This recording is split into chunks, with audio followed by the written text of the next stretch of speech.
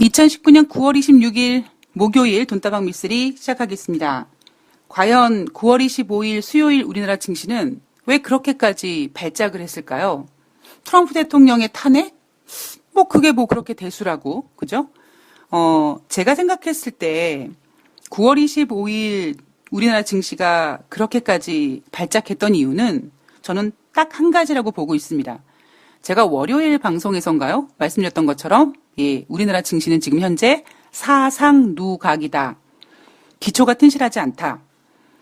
제가 어제 방송에서 오랜만에 코스피 일봉 차트를 봤는데, 작전도 이렇게 안 한다. 그러니까 이런 느낌인 거죠. 왜 굳이 이렇게까지 증시를 올릴까? 뭐 때문일까? 조심스럽게 생각을 해보면은 이런 추측은 해볼 수 있어요. 앞서서 삼성증권인가요? 삼성증권에서 어떤 내용을 제시했었냐면 2019년도 상반기 대한민국 증시는 미국이 상승하는 그 상승 어떤 랠리에 좀 소외됐었죠. 그래서 삼성증권이 2019년 하반기에 증시를 긍정적으로 봤던 이유 중에 하나가 뭐냐면 상반기에 부진했기 때문에 하반기에 올라가지 못했으니까 이제 올라갈 것이다. 제가 이렇게 딴지를 걸었죠. 남들 올라갈 때 왜 못 올라갔을까요?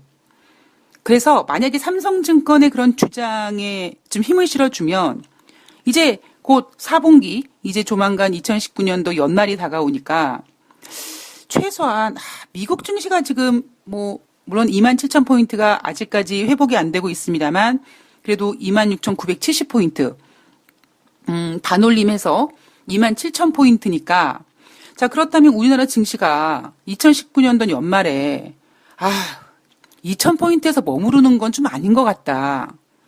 그리고 그런 생각에 힘을 좀 실어주는 내용 중에 하나가 뭐냐면 글로벌 경기 부양, 금리 인하죠. 야, 금리 인하하는데 증시 올라가야지. 제가 어제 방송에서 정확한 건 언론 보도에서 2017년 9월 달부터 대한민국의 경기가 꺾인 것은 확실하다. 그죠? 자, 대한민국만 그랬겠습니까? 아니에요. 제가 미국의 경제 지표 같은 거 말씀드리면서 어떤 미국의 고용 지표라든가 이런 것들은 이미 2017년 중반 그러니까 8월 9월 그때 정점은 찍었다. 그러나 경제 지표는 정점을 찍었는데 시장의 금리 인하로 유동성이 풀렸기 때문에 증시가 이렇게까지 고를 외치게 된 것이다. 그렇다면 그러한 논리로 보면 2,000포인트에서 머무를 수 없는 대한민국 코스피 시장은 어떻게 해서든지 일단 2,100까지 올려놓고 2,100포인트에서 안착이 되면 어떤 일이 벌어지냐면 제가 당장 이번 주 초에 삼성증권과 유안타증권과 NH증권 몇 군데 증권사에서 연말까지 2,200 갈 수 있다. 그러면 여러분들 생각해 보세요. 일반 개인 투자자분들이 제가 앞서서 8월 달 증시는 이렇게 반등할 것 같아요. 그러니까 반등이 아니라 8월 달 시장은 매매하기 좀 괜찮으실 것 같습니다. 7월 달보다 좀 좋을 것 같습니다라는 말씀을 전해드렸을 때 어떤 청취자님들께서 그럼 미쓰리 나 지난번에 2,100에 못 팔았거든? 2,100 갈 수 있는 거야? 이렇게 말씀드렸을 때 제가 2,100은 안 되고요. 2,000포인트 정도까지? 예. 그러면서 1,900에서 2,000 가는 건 쉽지만 2,000에서 2,100까지 가는 건 매우 어렵습니다라는 말씀을 드렸잖아요. 자, 그런데 여러분들께서 만약에 2,100포인트가 안착이 되어버리면 여러분들은 어떻게 하시겠습니까? 2,100포인트에서 비중을 줄이시겠습니까? 아니면 2,100포인트에서 주식을 담으시겠습니까? 주식을 담으시게 될 겁니다. 아니야. 나는 주식 팔 거야. 뭔 소리야? 미쓰리 네가 그랬잖아. 2,100에 그러니까 주식 이렇게 팔래매. 그거는 돈다방 미쓰리를 듣는 청취자님들이 생각하실 수 있는 어떤 생각의 범위고요. 대부분의 개인들은요. 그렇게 생각하지 않으십니다. 제가 20년 동안의 이 바닥에 있으면서 변치 않는 메비우스 끈이 있거든요. 바로 그게 이런 모습입니다. 어떤 악재가 터졌을 때, 위기가 터졌을 때 증시가 하락하면 제일 먼저 그 시장에 밑바탕을 깔아주는 게 누굽니까? 외국인이에요.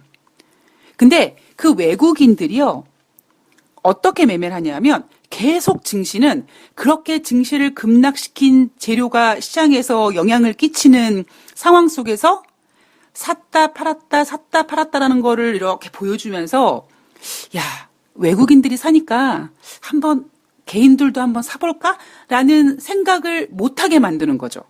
아니야, 쟤네 불안해. 아직까지 저 외국인들이 사는 게 진짜 사주는 건지 아닌지 좀 확신이 필요해. 이래서 외국인들이 판을 깔아줄 때 개인들이 발을 못 담궈요. 왜냐하면 그때에는 사실 증권사들도 확실하게 판단을 못 내리기 때문에 증권사들의 보고서 내용을 보면 이런 내용이 있습니다. 당분간 변동성이 이어질 것이다. 뭐 어떤 문제가 터졌는데 지금 그 문제의 어떤 그 진행사항이 여전히 불확실성이 확대될 거기 때문에 당분간 이런 변동성 장세가 지속될 것이다 라는 보고서를 내놓기 때문에 개인들이 자신 있게 들어가질 못합니다. 이제 그러다가 어느 정도 외국인들이 판을 깔아주면, 그리고 그 판이 좀 안정되어 보이면 그 다음부터 기관이 매수를 하기 시작하죠. 제가 어제 방송에서 2100포인트를 예상하지 못했었는데, 예상을 안 했었는데 2100포인트를 갔기 때문에 어쨌든 미쓰리가 예측한 부분에 대해서 죄송합니다. 잘못 예측한 부분에 대해서 잘못합니다. 라는 사과를 드리면서도, 그러나 지금 우리나라 수급을 보면 글쎄요. 예, 저는 고를 못 외치겠습니다. 라고 얘기했던 이유가, 그리고 제가 가장 불안하게 보는 이유가 이거죠. 불안하게 보는 게 아니라 걱정하는 거는 이제 2100포인트가 안착이 되면 예, 개인들이 발을 디딜 거거든요. 팔을 담글 거거든요. 그럼 증시가 올라갈까요? 안 올라가요. 지금 우리 증시가 제가 표현했을 때 사상 누각이라고 한 부분. 물론 뭐 뉴욕 증시가 수요일 날 반등했으니까 우리나라 증시도 예, 오늘 반등하겠죠. 자, 반등은 하겠지만요. 외국인들이 이 수급을 이어가 줄까요? 저는 그렇게 생각하진 않습니다. 참 우리나라 증시 예. 이렇게 표현하면 그렇지만 되게 냄비 근성이 강해요. 물론 저는 이런 모든 과정들이 우리나라가 이제 선진국이 되어가는 과정이라고 생각을 합니다. 어쩌면 우리나라보다 더 이 뒤에 처져 있는 그 신흥국들의 증시를 본다면, 아휴, 우리도 저런 적이 있었어. 아이고, 그래. 니네도 그렇지 뭐 이렇게 생각할 수 있을지 모르겠습니다만, 뭐 제가 지금 굳이 뭐 다른 신흥국 증시까지 볼 뭐 여지는 없고요. 우리나라 증시만 딱 놓고 봤을 때는 아직까지 예, 정말 참 냄비 같습니다. 9월 25일 수요일 뉴욕 증시는 반등했습니다. 재미있는 사실은요. 5시가 딱 되면, 새벽 5시가 되면 이제 이것도 11월 달 3월인가 11월 4일 날 이제 서머타임이 해제가 되면 이제 6시로 예, 1시간 딜레이 되겠죠? 5시가 되면 이제 뭐 뉴욕 증시 속보가 이렇게 나오면서 지수가 먼저 이렇게 나오고 그다음에 왜 이렇게 됐는지에 대한 아주 간결한 문장들이 한 주씩 혹은 제목을 달고 나옵니다. 뉴욕 증시 25일 수요일 상승. 그 상승 이유가 뭐냐? 어떤 곳에서는 미중 무역 협상 기대감. 어떤 곳에서는 트럼프 대통령 탄핵에 대해서 어느 정도 안도감. 예, 이런 타이틀을 달고 예, 뉴욕 증시 마감 현황을 예, 읽어갔습니다. 아마 많은 분들께서 야, 미쓰리 너는 아니 금리를 인하한다는데 돈을 이렇게 푸는데 왜 증시를 안 좋다라고 보니? 그리고 너 지난번에 2016년도 2월 달에 각국의 정책 공조 기대감으로 막 돈을 풀었을 때, 나 그때 그 돈 푸는 것이 시장에 효과가 나타나지 않을 거라고 생각해서 시황을 잘못 봤잖아. 이렇게 만약에 누군가 물어보신다면 저는 2016년도와 지금 현재는 다르다라고 생각을 합니다. 예. 그러니까 판 자체가 좀 다르다라고 생각을 해요. 그리고 조금 하나만 더 첨가를 말씀드리면 제가 9월 23일부터 시작한 이 죄책감 없는 종목 추천 거기에 대해서 많은 분들께서 아마 궁금해하실 거예요. 쟤는 왜 이 종목을 추천했을까? 쟤는 왜 목표가를 얘기하지 않았을까? 쟤는 왜 매매하는 방법을 제시해주지 않을까? 왜 쟤는 저 종목을 추천했다라는 근거를 제시하지 않을까? 아마 엄청 답답해 하실 겁니다. 예. 그래서 질문들이 올라오는데요. 거기에 대한 질문은, 예, 이제 며칠 뒤에 제가 과연 미쓰리가 어떤 수작을 가지고 있는지 다 제가, 예, 공개를 드리도록 하겠습니다. 제가 그 23일 날, 그 죄책감 없는 종목 추천이라는 코너를 새로 만들면서 제가 여러분들한테 이렇게 얘기해 드렸죠. 매우 재미있을 거라고요. 예. 저는 그동안 증권바닥에 있으면서 제가 앞에서도 막 운명론에 대해서 얘기해 드렸잖아요. 나는 정말 이 바닥을 떠나고 싶었는데 아니 왜 다른 데 원서 놓으면 족족이 떨어지고 이놈의 증권사는 원서 놓는 족족이 합격을 하고 제가 얼마나 이 바닥을 정말 탈출하려고 여러분 예 정말 애를 썼는지 아십니까? 근데 불가능해요. 그리고 하다못해 2008년도 어떤 저에게 이제 위기가 왔을 때 저쪽에 예, 경상도 저기 어디 시골에 뭘 좀 봐주시는 분께서 제가 이 바닥을 좀 뜨겠습니다라고 얘기했더니 저한테 미친년이라고 어디 뜰 생각을 하지 말라고 그냥 있어야 된다고. 그래서 제가 이제 이제는 이게 운명이구나라고 이제 받아들인다라고 말씀드렸잖아요. 근데 그 받아들일 때 이런 게 너무 힘들었어요. 솔직히 말씀을 드리면 제가 지금 이제 책을 쓰기 위해서 출판사랑 지금 조인을 해서 책을 쓰는데 그 책의 주제는 되게 간단해요. 예. 물론 그 책에서 이렇게 그 책은 어느 정도 이렇게 타겟을 잡고 이제 진행을 하다 보니까 좀 어떨 보면 저의 그 실질적인 내용이 덜 담길 수도 있지만 제가 돈다방을 진행하면서 늘 주장하는 게 있잖아요. 여러분, 주식은요, 솔직히 육체노동을 그렇게 요하는 거 아니잖아요. 맨날 예전에 저 증권회사 다닐 때 이제 회사에서 퇴근하고 집에 가면 증시가 막 개폭락하고 막 실적 때문에 스트레스 받고 막 죽을 것 같은데도 불구하고 우리 할머니께서는 야, 너 그 마우스를 이렇게 깨적깨적거리면서 넌 쉽게 돈 벌지 않느냐. 예, 그래서 되게 어찌 보면 주식으로 돈 버는 게 되게 쉬워 보이지 않습니까? 근데 물론 쉽진 않죠. 그러나 나이가 먹어서 나이가 들어서 돈을 벌 수 있는 방법을 고민했을 때 주식만큼 편한 게 솔직히 어디 있습니까? 대신 이 편하기 위해서의 전제 조건이 뭐냐면 매매 원칙이 있어야 되거든요. 근데 저는 어떤 매매 원칙을 가지고 있냐면 물론 이제 뭐 이러저런 매매 기법도 있겠지만 이거예요. 주식이 빠져도 미칠 것 같지 않아요. 왜냐하면 제가 그동안 이 바닥에 있으면서 주식이 빠지면 잠을 못 잤습니다. 죽을 것 같았어요. 아니 죽고 싶었어요. 내가 샀는데 한 마이너스 2%로 주가가 끝났어. 내일 더 빠지면 어떻게 하지? 이런 상황에다가 하물며 내가 샀는데 갑자기 마이너스 10% 빠졌어. 막 어떤 악재가 나왔어요. 어떡하지? 이거 내일 한가 가면 어떻게 하지? 저는 이 걱정 때문에 너무 이 바닥이 싫었던 거예요. 자, 물론 제가 방송에서 주식이 올라가도 뭐 걱정한다. 주식시장에 발을 디디면 발을 디디는 순간부터 지옥의 문이 열린다는 제가 말씀을 드리지만 어찌 보면 수익이 났을 때 하는 걱정은 행복한 걱정이잖아요. 얼마를 먹을까의 걱정이지 않습니까? 근데 그게 중요한 게 아니라 저는 이 바닥에서 가장 어려워했던 이유가 하락을 못 견디는 거예요. 자, 여러분, 하락을 제가 왜 못 견뎠을까요? 왜요? 한꺼번에 몰빵을 하지 않았겠습니까? 제가 몰빵만 했습니까?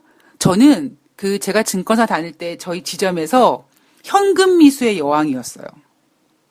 즉, 주문을 낼 때 그냥 가지고 있는 현금으로만 제대로 주문을 내본 적이 거의 없어요. 물론 증거금 100%가 필요한 종목은 어쩔 수 없었지만 저는 아예 그런 종목은 매매도 안 했어요. 현금 미수가 가능한 종목들만 무조건 미수를 질러서 매매를 했던 사람입니다. 그러니까 주식이 떨어지면 잠을 못 잤던 거예요. 죽을 것 같았고 죽고 싶었던 겁니다. 근데 제가 생각해낸 게 뭐냐면 그래, 주식 빠지는 것도 즐기고 올라가도 흥분하지 말고 이러한 매매 원칙만 있으면 치매 걸리기 전까지 할 수 있는 게 주식이라니까요. 그래서 저는 그러한 매매 원칙과 그러한 어떠한 그 마인드, 그래서 글쎄요, 물론 제가 여러분들한테 뭐 수익도 주어 드릴 수 있으면 뭐 그거는 금상첨화고 대신에 제가 전해드리고 싶은 메시지가 있어요. 그리고 저는 제가 조심스럽게 한 3개월 정도 생각한다고 했잖아요. 3개월이 됐든 뭐 1년이 됐든 해보면 나중에 여러분들께서도 저와 같은 생각을 하시게 될 거라고 전 믿습니다. 왜냐하면 저는 제가 이런 생각을 갖게 되는 동안에 저 혼자서 너무나 많은 경험과 너무나 많은 고통을 혼자서 진행하다 보니 누가 이런 걸 가르쳐 주지 않아서 제가 시간이 너무나 많이 걸리고 오래 걸리고 많은 비용이 들어갔습니다만 이제 돈다방 미쓰리에서 여러분들께 제가 경험했는데 이렇더라고요. 그럼 여러분 세상에서 경험보다 무서운 게 없거든요. 그래서 거기에 대한 메시지는 제가 계속 여러분들한테 세뇌시키고 전해드리고 여러분들한테 마인드를 무장시켜 버릴 겁니다. 그래서 여러분들께서 나 너무 궁금해. 미쓰리 좀 얘기해줘. 조금만 참으세요. 자, 다시 9월 25일 수요일 뉴욕 주식시장으로 돌아가 보면은요.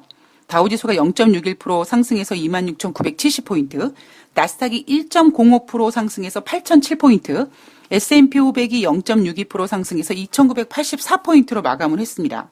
자, 국제 유가 전일 대비 배럴당 0.80달러, 1.4% 하락해서 56.49달러로 마감을 했고요. 미국 주간 원유 재고량이 2주 연속 증가세였다. 시장에서는 한 20만 배럴 감소를 예상했는데 실제로 241만 배럴 증가했다. 그래서 미국의 원유 재고량이 감소 예상을 깨고 증가했기 때문에 하락했다.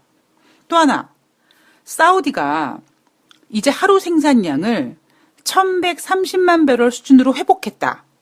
8월 달까지 사우디는 하루에 990만 배럴밖에 생산하지 못했는데 이번에 아람코에서 그렇게 공격을 받았음에도 불구하고 일부 언론에서 월스트리트 저널에서 이거 정말 완전히 복구되려면 최대한 1년 정도 걸릴 거려? 이런 우려가 있었음에도 불구하고 지금 사우디가 생산하고 있는 양이 1130만 배럴, 즉 8월 달보다 많이 생산하기 때문에 복구가 빨리 진행되고 있고 그리고 그만큼 어떤 공급의 우려감이 해소될 수 있는 부분. 이러한 재료가 국제 유가 시장에 영향을 끼쳤습니다. 그리고 또 하나, 미국과 중국의 무역 협상.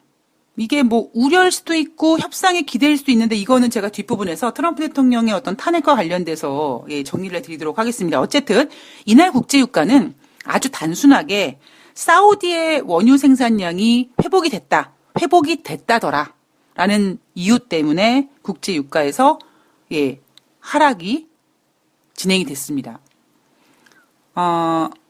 지난번에 여러분 그 사우디 아람코가 공격받았던 날에 그때 뭐 50달러 지금 선에서 갑자기 60달러로 확 뛰었죠. 근데 지금 다시 회복이 된 겁니다. 다시 원상태로 이제 복귀가 된 거죠. 그때 또 일부 언론에서는 그냥 또 막 국제 유가가 또 막 100달러 갈 수 있다 이런 또 설레발을 쳐서 예, 많은 투자자들을 또 예, 괴롭혔습니다. 주식시장에서 제일 중요한 건요. 무게감이라고 생각을 해요. 주식이 빠지던 주식이 상승하던 뭐 주변에서 설레발을 치던 그러니까 저는 이런 생각이거든요. 좀 웃기지만 제가 국제유가에 대해서 여러분 전문가들이 국제유가 120달러 간다, 150달러 간다 막 이렇게 전망을 내놓는데 아니 뭐 오펙 회원국들이 못난입니까? 머리가 없습니까? 만약에 지금 국제유가가 100달러 간다라는 어떠한 전망이 계속 나온다면 그리고 거기에 맞춰서 국제유가가 계속 올라가면 오펙과 비오펙 회원국들은 지금 현재 하고 있는 하루에 120만 배럴 감산을 취소하는 것만으로도 시장을 안정시킬 수 있을 거고 여기에 증산하면 돼요. 그 사람들이 바보가 아니란 말이에요. 제가 이런 얘기 해드렸잖아요. 그래서 저는 주식시장을 어떻게 바라보냐면 뭐 예를 들면 뭐 연말까지 2200을 간다. 아유 그래 니네는 짓거려라. 나는 그냥 내 길 갈란다. 국제유가 시장에서 100달러 간다. 120달러 간다. 아유 너는 짓거려라. 나는 그렇게까지 가지 않을 거라고 생각해. 왜냐하면 오펙 회원국들이 증산할 거니까. 그리고 글로벌 경기 침체로 수요가 줄어들 거니까. 니네가 뭐라고 짓거려라. 나는 내 길을 가련다. 저는 그런 생각을 가지고 있거든요. 저는 여러분들도 약간 저 같은 예, 좀 뭐라 그럴까 이걸 뭐라고 합니까? 예, 이런 성향을 예, 똥꼬집? 예? 뭐 고집이라고 합니까? 뭐 아집이라고 합니까? 저는 이건 고집도 아니고 아집도 아니고 똥꼬집도 아니고 예, 그냥 저는 저의 시황관이고 제가 흔들리지 않는 방법이라고 생각합니다. 왜냐하면 이것도 저의 경험에서 우러나서 겁나게 많이 흔들려 봤거든요. 제가 늘 말씀드리지만 왜 증권사 애널리스트들이 쓴 보고서를 믿지 않느냐? 겁나게 믿어봤거든요. 제가 그랬잖아요. 저는 영업할 때 아유 나는 개뿔도 모르는데 그래도 애널리스트들이 이렇게 쓴 보고서는 저 사람들은 더럽게 똑똑하고 더럽게 능력 있고 막 점쟁이 판스를 훔쳐 입었을 거야. 되게 위대한 인물들일 거야. 저런 인물들이 쓴 보고서는 무조건 맞을 거야. 그래서 영업하러 갈 때 제 고객들한테 저는 이런 시황관을 가지고 있습니다라는 걸 전해드린 게 아니라 제가 소속되어 있는 증권사들의 애널리스트들이 쓴 보고서를 가지고 영업을 했다고요. 근데 그게 잘 됐겠습니까? 안 됐으니까 제가 지금 이러고 있겠죠? 이것뿐만입니까? 저 작전도 해봤다고 그랬잖아요. 작전이 100%다 성공하면 작전해야죠. 근데 안 된단 말이에요. 세력주도 마찬가지고 뭐 일정 매매든 재료 매매든 그렇습니다. 그렇기 때문에 오히려 정말 지금 필요한 건 저는 여러분 좀 조심스럽지만 제가 작년 10월 달쯤에 뭐 지인분한테는 2019년도 미국이 금리를 인하할 거다 뭐 이런 얘기를 좀 앞서 미리 해드렸습니다만 아직까지는 좀 조심하지만 저는 앞으로 2, 3년? 예. 별로 시장이 그렇게 좋을 거라는 기대를 안 해요. 그러면 그럴 때 필요한 게 뭐가 있겠습니까? 여러분들한테 필요한 건. 예. 우선 제일 중요한 거 마인드. 흔들리지 않는 마인드. 대신 흔들리지 않기 위해서는 여러분들만의 어떠한 그 고집이 있어야 돼요. 매매 원칙이 있어야 되고요. 지켜야 될 원칙 같은 게 있어야 된다고 저는 생각을 합니다. 니네가 뭐라고 하던 나는 내 매매 원칙대로 매매할 거고 내가 하는 대로 해서 내 수익 나면 그냥 내가 팔 거고 난 이 정도 되면 누가 뭐라고 하든 난 살 거고 저는 이러한 어떠한 곤조 매매가 정말 좀 필요하다고 생각을 합니다. 가끔씩 요즘에 그런 생각을 해요. 이제 드디어 미쓰리가 때가 왔다. 이제 내가 지금 판을 키우고 예, 정말 이제 뭔가 한번 해볼 때가 왔다라는 생각이 막 물씬물씬 들거든요. 예. 그래서 저는 그런 어떠한 기운을 돈다방 미쓰리와 청취자 여러분들과 함께하기 위해서 예, 제가 어떤 그 제가 생각하고 있는 그런 것들을 여러분들한테 진짜 전달할 수 있는 때가 온 게 아닌가, 뭐 그런 생각을 한번 해봤습니다. 예. 자, 다시 그러니까 쓸데없는 소리가 좀 길어졌는데, 이 8월달 신규주택 판매가요, 전월 대비 7.1% 증가했습니다. 71만 3천 건 기록했고요. 예상치는 전월 대비 3.5% 증가, 전년 동월 대비 18% 상승했다고 합니다. 자, 제가 주택지표 좋을 거라고 말씀드렸습니다. 주택지표가 좋을 거라고 말씀드렸던 이유는 미국이 이미 6월달 분위기부터 금리를 인하할 거라는 판을 깔아놨기 때문에 미국 국민들이 야, 금리 인하한데 야, 한 번 하는 게 아니래. 계속 할 거래. 야, 우리 이번 참에 한번 집이나 한번 사볼까? 지금 경기는 좋지 않은데 앞으로 좋아질 거라는 기대를 가지고 먼저 지갑을 여는 사람이 누구라고요? 국민들이라고요. 그래서 소매 판매 지표가 잘 나오는 거고, 그래서 소매 판매 기업들의 실적이 좋다라고 얘기하는 거고, 그래서 주택 지표가 잘 나오는 겁니다. 근데 미국 애들이 어떻게 얘기합니까? 소매 판매 잘 나오는 거 가지고 미국 경제가 여전히 좋다라고 얘기합니다. 저는 이거 잘못된 관점이라고 보고 있고요. 여기 더 나가 조심스럽게 이번 주에 발표하는데 내구재 주문도 분명히 늘어났을 겁니다. 왜냐? 금리 인하하는데, 금리 인하 했는데 앞으로 더 할 거라는데, 그러면 내가 지금은 돈이 없지만 앞으로 금리를 계속 인하할 거고 이제 경기가 좋아질 거면 자기야, 우리 쇼파 너무 너덜너덜해, 좀 바꾸자. 예전 같았으면 야, 뭘 바꿔야, 거기다가 그냥 이렇게 얇은 거 천 하나가 뒤집어 써서 그냥 써. 야, 쇼파에 앉지 말고 바닥에 앉아. 이랬을 사람들이 금리 인하네. 앞으로 계속 할 거네. 앞으로 경기가 좋아질 거야. 그래? 그럼 뭐 내가 지금 돈은 없지만 그래, 뭐 까짓것 신용카드 있으니까 우리 할부로 쇼파 하나 들어놓자. 3년 이상 쓸 수 있는 품목을 우리가 내구재 주문이라고 하거든요. 내구재 주문도 늘어났을 겁니다. 자, 이날 증시가 그러니까 반등했죠. 그런데 앞으로 또 어떤 지표가 기다리고 있습니까?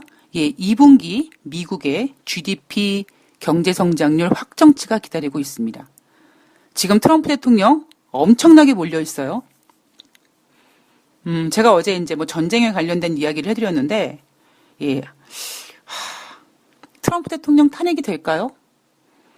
저는 지금 민주당에서 시행하고 있는 트럼프 대통령 탄핵은 탄핵이라기보다 트럼프 대통령을 완전히 흠집내버리는 작전으로 이용하려고 하는 게 아닌가, 뭐 그런 생각을 가지고 있습니다. 자, 2부에서 이날 글로벌 이슈에서 있었던 이야기들 하나씩 체크를 해보도록 하겠습니다. 2부에서 뵐게요.